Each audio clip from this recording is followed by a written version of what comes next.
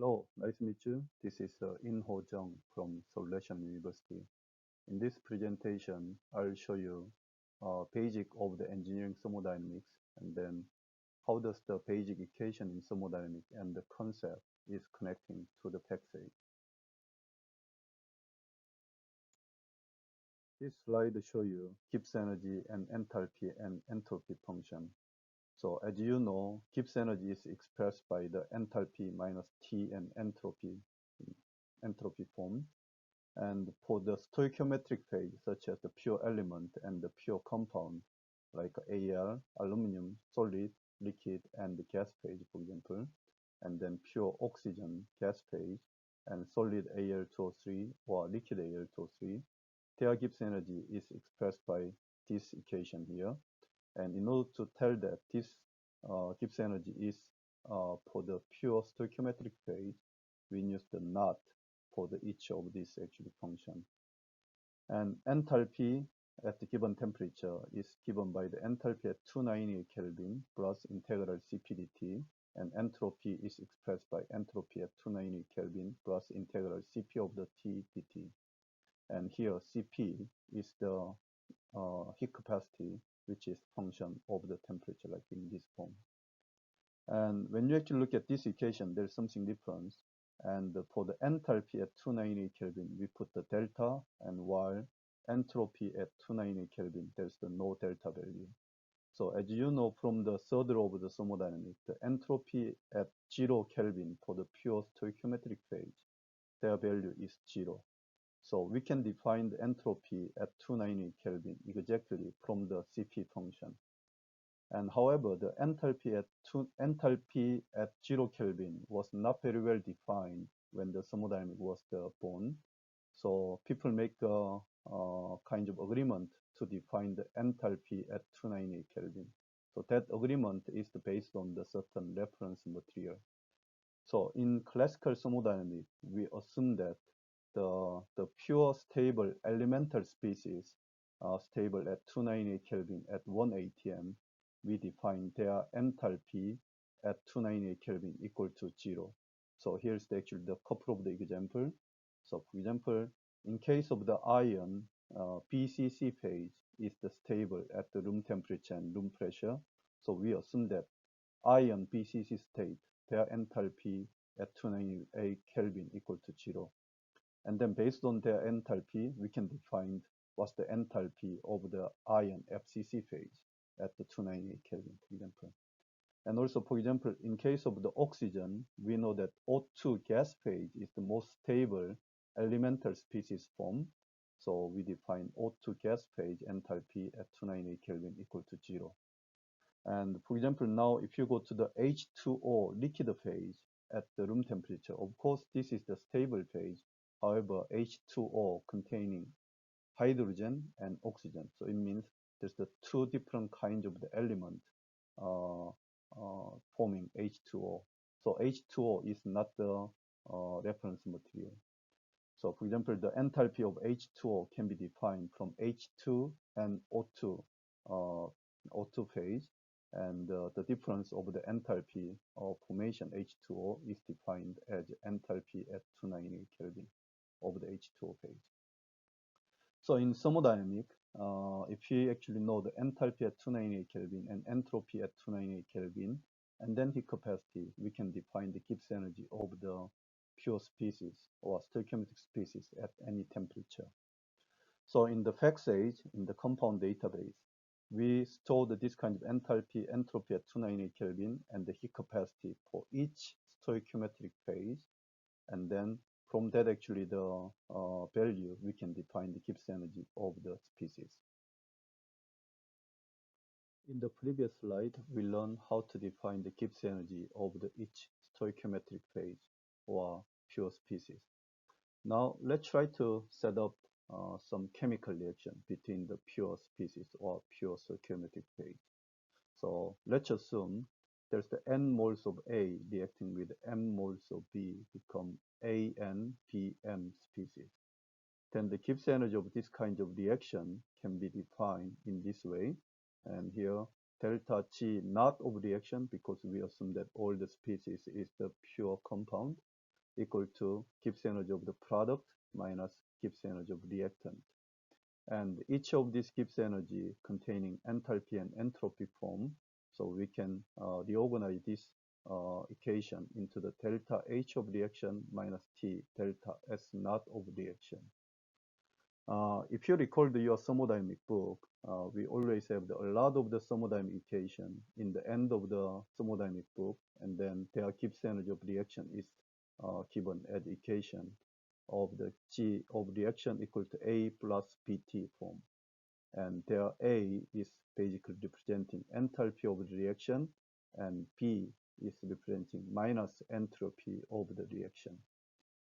So if you assume there's the thousands of the pure species, and the possible combination to make this kind of chemical reaction would be millions of the equation, millions of the reaction. So in the fact stage, we don't store this kind of the chemical reaction Gibbs energy. Instead of that, we store the Gibbs energy of each species.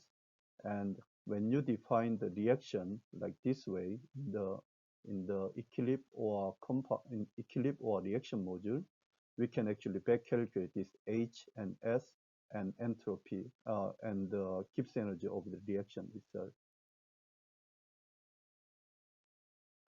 Now let's consider a little bit more complex chemical reaction. So let's assume there's a species reacting with oxygen as a gas species and then produce the ANO kind of the solid or liquid compound. So A and ANO is stoichiometric phase, while the oxygen can be the gas phase, which can have the partial pressure. So when you have the gas phase, then Gibbs energy of gas phase is defined as Gibbs energy of the pure gas phase at 1 atm partial pressure or 1 atm pressure plus RT ln partial pressure of that gas species. Then the Gibbs energy of this reaction is defined by Gibbs energy of reaction like this. And now at this equation, we don't have the not anymore because O2 is not anymore pure species because it have the mixture having some partial pressure. So Gibbs energy of reaction is defined as a product minus reactant. And inside here, the Gibbs energy of the G oxygen can be replaced by this kind of form. Then if you rearrange it, we can get the delta G naught of reaction between the pure species and then minus MRT ln partial pressure of oxygen. So when you define the equilibrium state, so equilibrium state means your reactant Gibbs energy and the product Gibbs energy become same. So this reactant Gibbs energy equal to the product Gibbs energy. That means this delta G of reaction become 0. So when delta G of reaction becomes 0, then if you reorganize it, then you can have delta G naught of reaction equal to minus RT ln 1 of the PO2 power of M.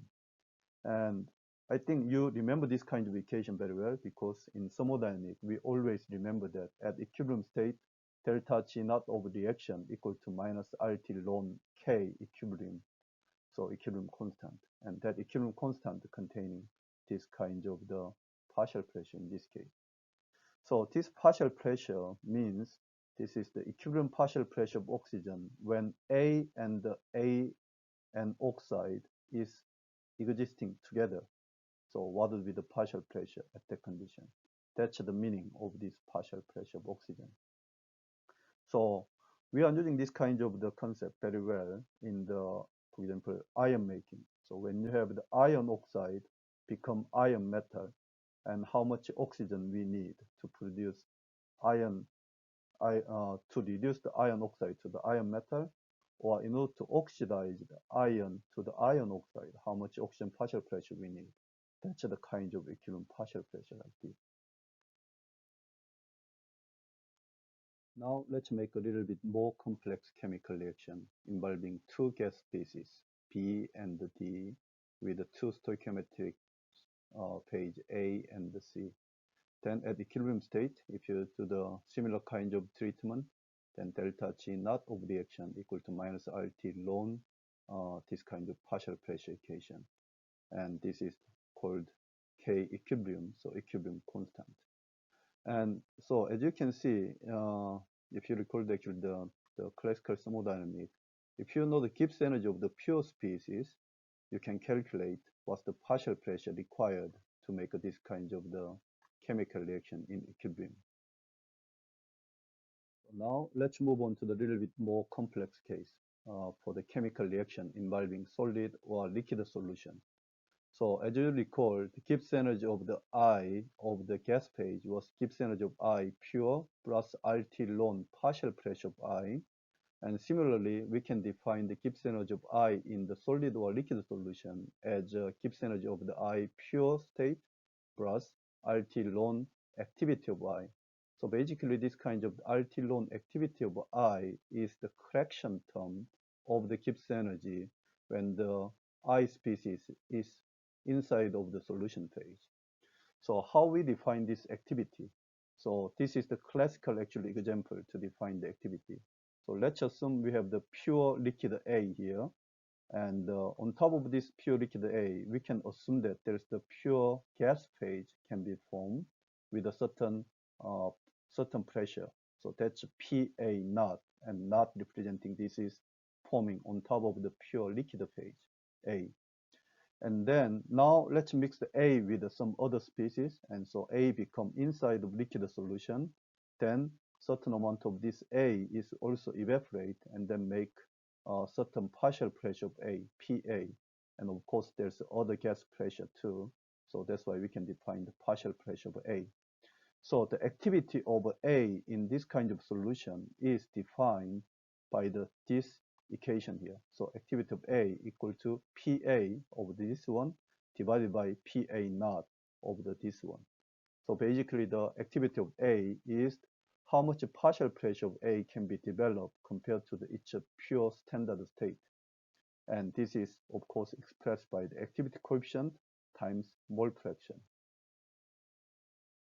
And this equation is going inside of this Gibbs energy equation. And here we define this Gibbs energy of I in solution as a partial Gibbs energy of I because this is part of the solution phase. Now this kind of activity can be changed depending on the interaction with the surrounding species. So for example, A is the activity of A, which is the partial pressure of the I divided by partial pressure of I naught, the PI naught. And if this activity is increasing linearly with the increasing of the composition of the I, then we say that this is ideal solution. And then when the activity of the I is higher than or positively deviate from the ideal solution, we call this one as a positive deviated solution. And this happening because when the A and the I and the other species have the repulsive interaction, then we can have the more tendency to push actually the atom outside of solution, make a more gas pressure. So that's why it can have the positive deviation behavior. And when the I species and the surrounding species have the negative interaction, so it means it is having the attraction force, then the gas cannot be formed easily. So we can have a negatively deviated activity from the ideal solution. So depending on the interaction between the species, we can have more positive deviation or negative deviation. And this activity, actually, this interaction is translated inside of this kind of activity coefficient. So now, if we actually define the very general chemical reaction involving both solid and liquid solution and the gas phase, then we can define in this way, whereas the A and the B and C and D, all of them can be solution phase. Then Gibbs energy of reaction is product Gibbs energy minus summation of the reactant Gibbs energy, and at equilibrium state, whereas the delta G of reaction equal to 0, then delta G naught of reaction equal to RT ln this form. Of course, this is defined as equilibrium constant. So in the fact stage, we don't have the activity as a function of the composition. But however, we have all the Gibbs energy of species in each binary and the ternary and the multi-component solution. And from that, more or less, we can back calculate this kind of activity function. And so at the given equilibrium state, we can find out what's the equilibrium mole fraction of the A and B and C and D in the solid, liquid, and the gas phase. So now this slide shows you the concept of the Gibbs energy minimization. So when we learn the thermodynamic in the textbook, or when you actually take the exam, we know that what kind of chemical reaction we have to actually set up for the chemical reaction. Then we can define delta G of reaction equal to 0 for that chemical reaction. And then from this one, we can calculate delta G naught of reaction equal to minus RT ln equilibrium constant. From this equilibrium constant, we can calculate the activity, we can calculate the mole fraction of each species in the solid or liquid solution and the gas phase. However, in the real world, we can have this kind of situation. So let's assume we have the M moles of A and M moles of B as input. And we just change the temperature to the T final and the P final condition. And we want to know what kind of phase is forming. And so if you actually consider only A and B, and we can find the numerous different kinds of possibility. So for example, we can have A to B, one mole of A to B, and M minus 2 moles of A, N minus 1 moles of B as one of the possible final output. And also we can have this kind of condition, AB2, 1 mole of AB2 plus M minus 1 mole of A, N minus 2 moles of B, and etc. and etc. So we can even have the millions of different possibility from the very simple actually the condition like this. So then how can you actually get the final equilibrium condition? Because if you want to apply this kind of the equation, we have to know the chemical reaction. But here there's so many different kinds of chemical reaction. So the final equilibrium state is calculated not by using this kind of the equilibrium delta G naught reaction, but in the thermodynamic, computational thermodynamic, we assume that the equilibrium state is the energetically most lowest energy state condition. So we assume there's the possible combination like this and possible combination like this and like this and like this. And then we calculate the Gibbs energy of each condition. And then we find out what would be the lowest energy combination, lowest energy condition combination. And that is actually the equilibrium state. This is so-called Gibbs energy minimization process. So in the fact stage, basically you can just put the input amount and then select all the possible phase and then set the temperature and the pressure, and then you just push the click button and it will give you the final equilibrium actually state. So while you are doing this one, fact stage actually looking for all the Gibbs energy which is connecting here. So all the possible Gibbs energy combination is automatically taken out from your database and then calculate what will be the lowest energy state condition. Now let's change the subject a little bit. This is the very famous Ellingham diagram. Ellingham diagram is basically the collection of all the Gibbs energy of reaction for the A metal or A element reacting with oxygen. 1 mole of oxygen become oxide phase. And all those kinds of the equilibrium, all those kinds of standard Gibbs energy of reaction is collected as a function of the temperature. So as you know, if you have for example, iron oxide somewhere here. So for example, let's look at, I don't see iron oxide here. Can you see it? Iron oxide. So at, for example, 1000 degrees Celsius, what would be the equilibrium oxygen partial pressure to make iron become iron oxide or iron oxide become metallic iron? Then in order to know that, we can take this point and then start from this origin point, and then we draw the straight line, and then we can read the actual partial pressure on this axis. That's the equilibrium partial pressure, which make iron and iron oxide at equilibrium state. And also from this Ellingham diagram, we can find out which metal can be used for the reductant of the which oxide. So for example, iron oxide here is reacting with the calcium, and then it will make a calcium oxide and then reduce the iron oxide into the iron metal. So those kinds of the relative stability of the metal and the oxide can be also uh, easily calculated or easily estimated from this kind of Ellingham diagram. In the Ellingham diagram, however, one of the big weakness is that we assume that the reactant A and the product A oxide is the pure stoichiometric phase. So it's not solid or liquid solution phase. So we assume two stoichiometric phase with a gas phase. So we can set up at equilibrium condition, we can set up the Gibbs energy of reaction equal to RT ln partial pressure of oxygen.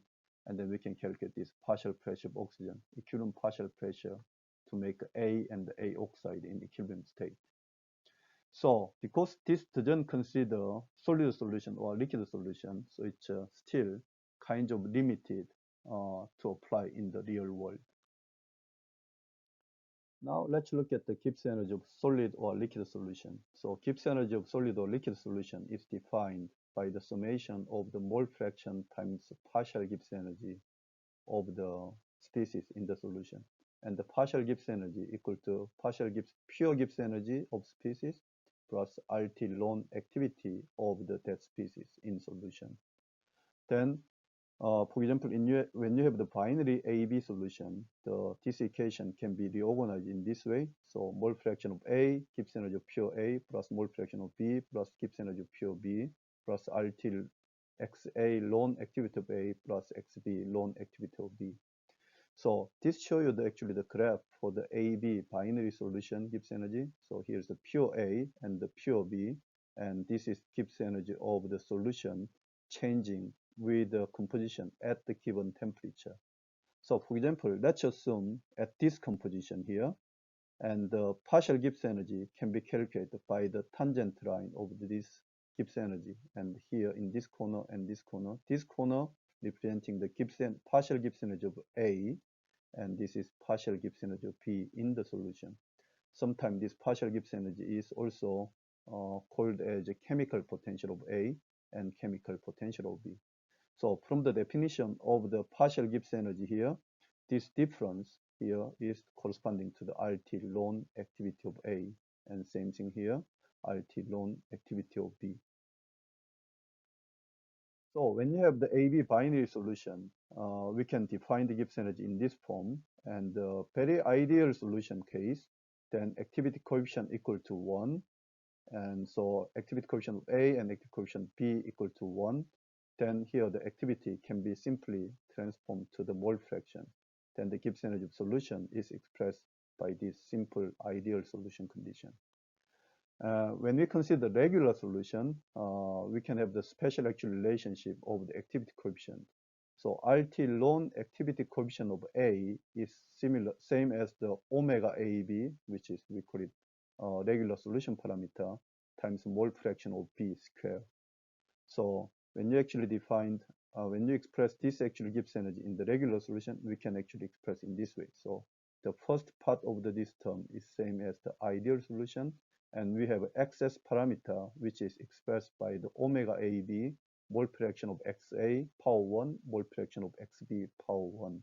And here omega AB is the constant term, and which we call it as a regular solution parameter.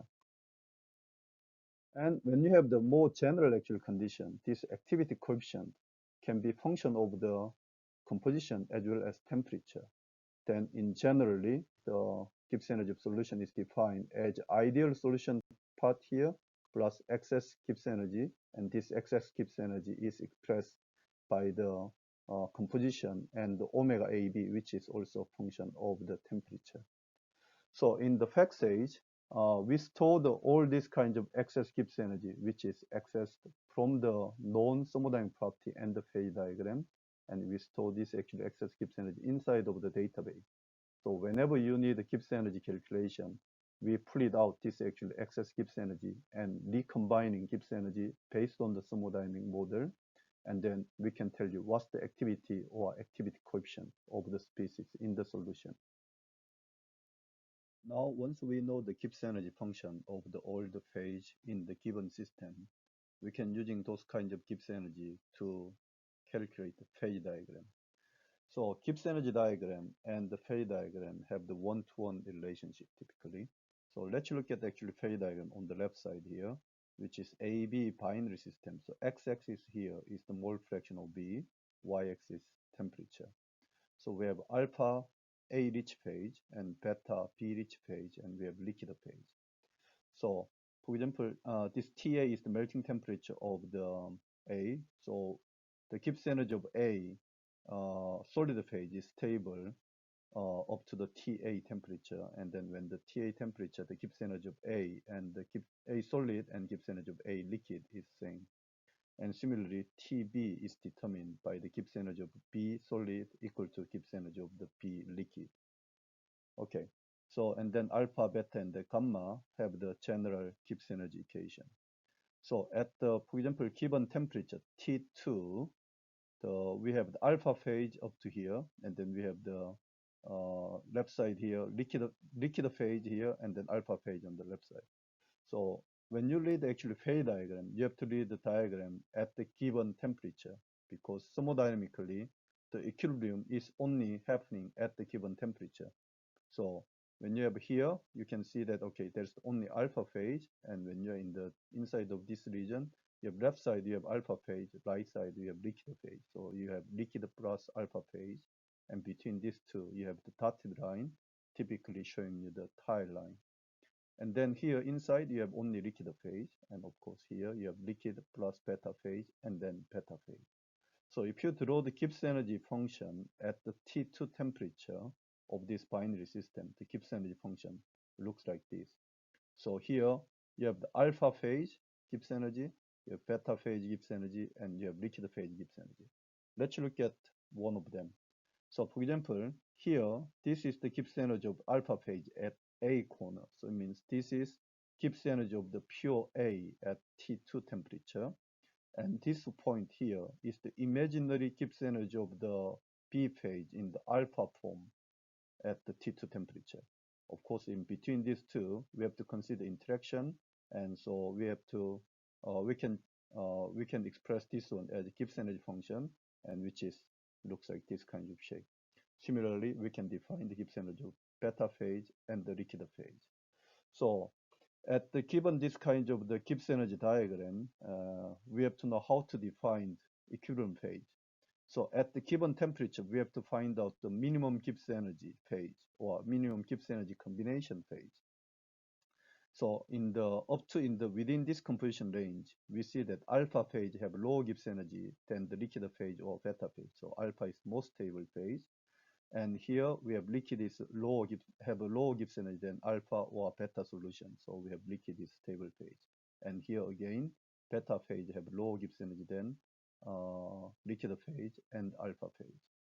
And now if you look at actually in the within these two region here, within this region, and of course your alpha phase single, if you consider only single phase, the alpha single phase have a lower Gibbs energy than the liquid phase or beta phase.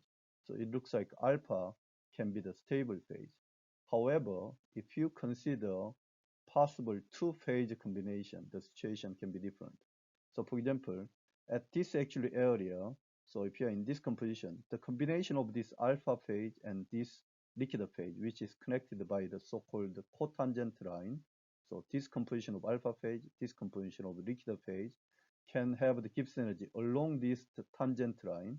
That tangent line have the lower Gibbs energy than single alpha phase or any other phase combination. So we can assume that from the lowest Gibbs energy combination, we can assume that we can say that from the Gibbs energy minimization, so alpha plus liquid phase with this composition and this composition of combination is the lowest Gibbs energy state. And so we can say that liquid plus alpha is stable phase in this area. And similarly here, liquid plus beta is the most stable. So if you connect all these points in the diagram, you can see that this point is corresponding to this point, and this liquid point here, cotangent point, is same as this liquid point. And similarly, these 2 points is same as these 2 points. So that is, if we have the Gibbs energy of all the phases with the composition and the temperature, then Paxage can calculate what's the equilibrium phase at the given temperature. So if you're connecting all this one together, eventually you can generate phase diagram. And also in the other way around, if you don't know the Gibbs energy, from the phase diagram, we can estimate what would be the shape of the Gibbs energy reasonably. And so we can develop the Gibbs energy database from the phase diagram as well.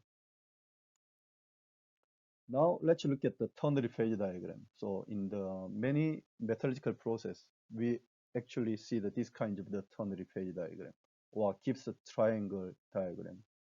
So here's the phase diagram for the CaO, MgO, SiO2 at the 1600 degrees Celsius. So here's the CaO, MgO, SiO2 at 1600 degrees Celsius.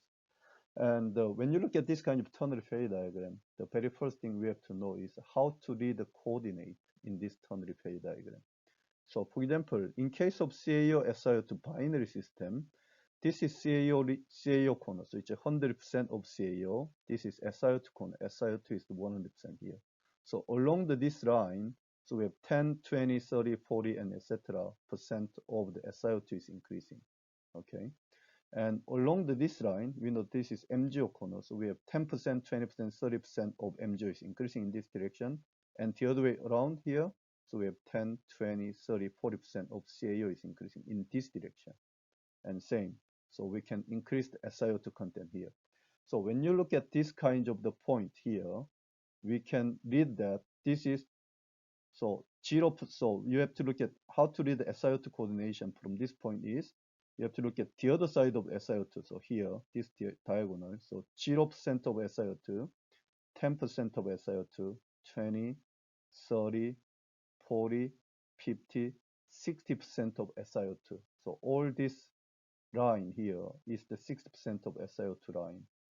And then now in terms of CaO, this is 0% of CaO, 10% CaO. So this is 60% of SiO2, 10% of CaO, and 10, 20, 30% of MgO. That's how we read the actual coordinate in the ternary phase diagram. So when you have the ternary isomer phase diagram like this, you have to now also read how, you have to know how to read the phase diagram itself. So inside of here, we indicate that this is the liquid single phase area. So all this area surrounded by this curved line is the liquid single phase area. And when you see the dotted line in the isomer phase diagram, this typically show you tire line. So for example, within this inside here, you have two phase equilibrium. One is on this side and the other corner is in this side. So you have SiO2 plus liquid phase in equilibrium. So for example, if you are in this corner here, this composition here, you have liquid phase of this one plus SiO2 of this one is in equilibrium. And of course, from the Lieber rule, we can even tell how much amount of the phase is existing in the each two-phase equilibrium zone. So for example, at this composition, we know that this length divided by entire length amount of the fraction of SiO2 existing. So this divided by this one is SiO2 amount. And then so if I take this point as a starting point, this length divided by entire length amount of the fraction of liquid is existing at that point. So this is two-phase region between liquid phase and Mg2 SiO4, and this is two-phase region between liquid plus Ca2 SiO4, and this area is liquid plus MgO two-phase region. And also, when you see the actually Gibbs triangle like this, when you have the triangle region, that is three-phase region. So each corner of that triangle representing the equilibrium phase. So in this case, this is liquid phase and Ca2 SiO4 phase, solid solution phase, and then the other side is MgO. So you have three-phase equilibrium between liquid, Ca2 SiO4, and MgO. For example, in here, you have Ca2 SiO4, CaO, and MgO, three-phase equilibrium region. And of course, when you use the so-called ternary Lieber rule, you can even find out the amount of each three-phase at the given composition. And in the thermodynamic calculation by using fact age, you don't have to worry about Lieber rule, because when you click the composition here, then you can, fact age will tell you what kind of phase is existing and how much of each phase is existing at the given composition at the given temperature. So if you actually, so when you actually look at this kind of diagram, this line here, when the boundary of the liquid single phase area, we call this one as a liquidus line or liquidus. So it's a boundary of liquid. So at each temperature, so for example, 1600 degrees Celsius, you take only this line, and then it's 1700 Celsius, you can take another liquidus line, and if you combine all of them together, you can eventually make this kind of the ternary liquidus projection. So we call it liquidus projection because this is the collection of the isothermal liquidus line into the one diagram. So here, for example, this line here is the 2500 degrees Celsius liquidus line over MgO liquidus line. So MgO region. And here CaO, and post light is Mg2SiO4, and then here crystal light is 1 over SiO2 solid crystalline phase. So when you have this kind of diagram, you don't have to worry about how to read this one, and you have to read first what is this kind of phase, and this phase means what is the very first solid phase which can be crystallized from the liquid. So for example, if I take this composition here, and if I heat it up this one to the 3000 degrees Celsius, then this is single liquid phase. And when you cool it down at about 2400 degrees Celsius, you start to form the MgO solid phase. And then with the decreasing of temperature, you'll have more MgO forming, and then your remaining liquid will push it to the other side. And that's how does the actual solidification happening in the ternary system. And in the ternary system, some of the other actually line you have to know is, okay, so first of all, this is the isothermal liquidus line, okay? And then you have this line here, which is the boundary between the CaO and MgO primary phase region. And this kind of boundary line, we call it as a univariant line, univariant line. So all this, the little bit thick solid line representing the univariant line. And typically in the phase diagram, the univariant line have some arrow, and that arrow actually representing the direction for the decreasing of the temperature. So when we actually learn the ternary phase diagram in the thermodynamic course, we have to understand how the solidification is happening from this kind of ternary phase diagram. But you don't have to worry about it because all those kinds of the solidification passage can be calculated from the passage.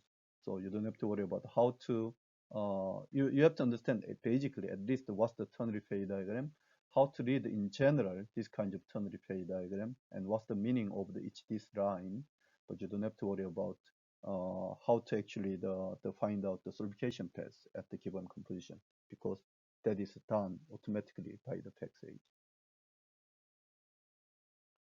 Now let's look at actually this slide, and this slide show you the Ellingham diagram again. So as I mentioned, Ellingham diagram show you what's the stability of each pure solid metallic phase or oxide phase compared to the other solid phase. But in the Ellingham diagram, we consider only pure solid, pure liquid, or the pure solid or liquid actually metallic or oxide phase stability. But in real world, we know that there's most of actually the material we are dealing with is the solution phase. So when you have the solution phase, you have to consider this kind of equilibrium. So A plus oxygen become A oxide.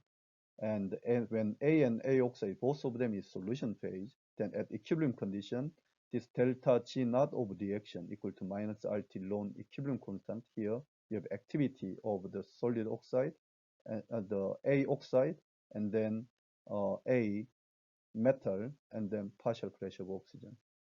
So we have to know this activity coefficient to find out what's the composition of each phase. But most of the time, this kind of the activity is not very well known. So what actually this passage is doing is we collect all those kinds of the activity inside of Gibbs energy function. So basically we develop the Gibbs energy function and then we store them into the database. And then whenever you need equilibrium calculation, we can take out that Gibbs energy equation and we can find out what's the activity of each phase in the A oxide or, for example, A metal at the given temperature. Then by using this kind of thing, you can calculate very complex chemical reaction like this. So here, for example, we have 40 gram of CaO, 30 gram of SiO2, 10 gram of Al2O3, and 20 gram of MgO, and 5 gram of chromium oxide. And when you put all this one into the 1600 degrees Celsius, what kind of phase can be formed? It's not single pure solid phase or liquid phase.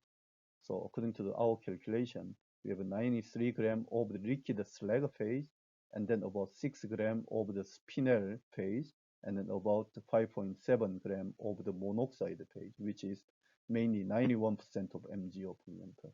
So this kind of information can be provided from the thermodynamic database or thermodynamic calculation using the fact age.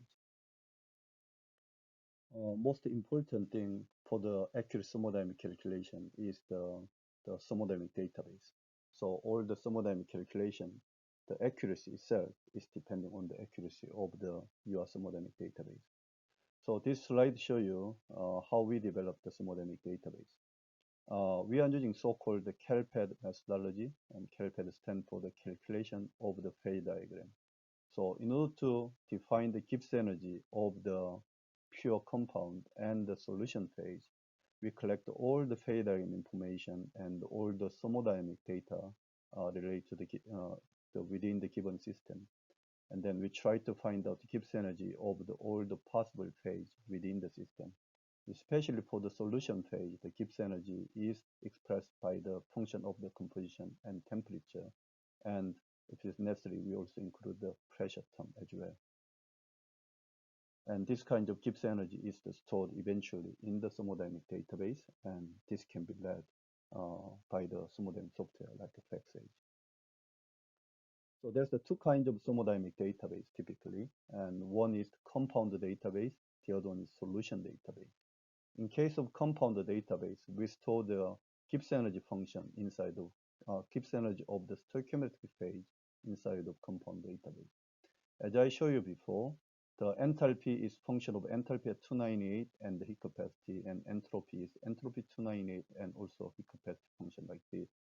So in the compound database, we store these three information to regenerate Gibbs energy, or you can actually add Gibbs energy as a function of temperature, then we can rederive this kind of the function as well. In case of solution database, we define the thermodynamic model first, and then once we define the thermodynamic model, we can define now excess Gibbs energy depending on the interaction of the species in the solution phase. So for example, if the excess Gibbs energy is expressed by this form, which is the function of the omega AB, which is function of temperature, and then mole fraction of the composition of the species in the system, then we store this kind of the parameter into the solution database.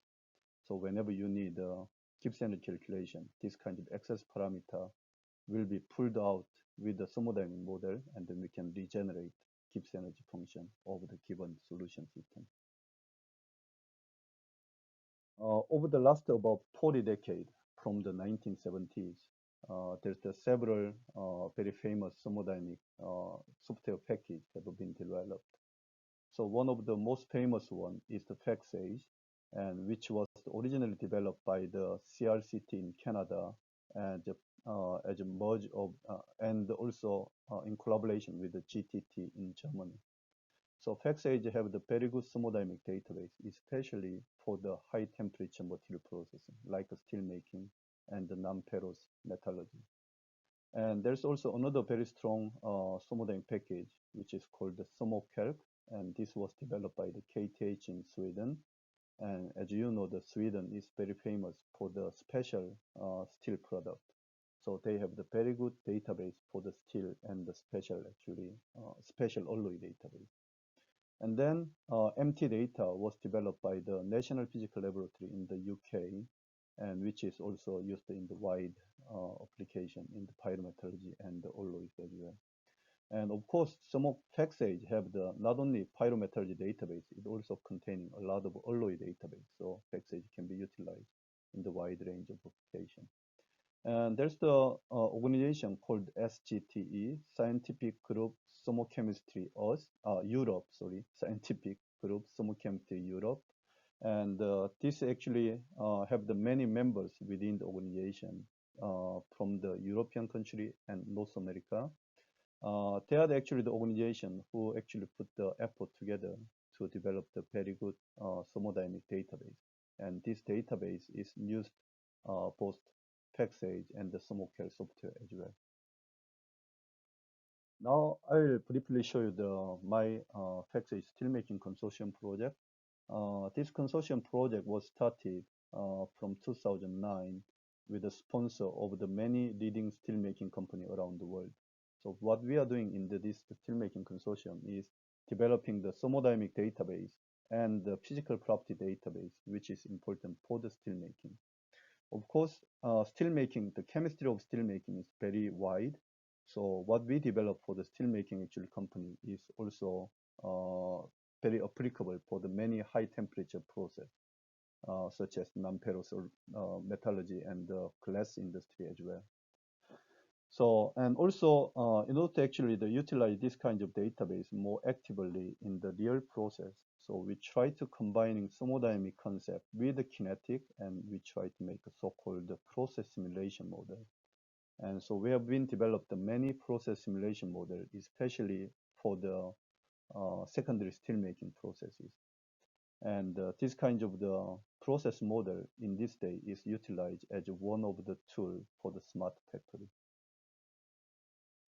So with that, Ayana, thanks for your attention. And if you have any question, you can send me email or you can talk to me in the future. Thank you very much.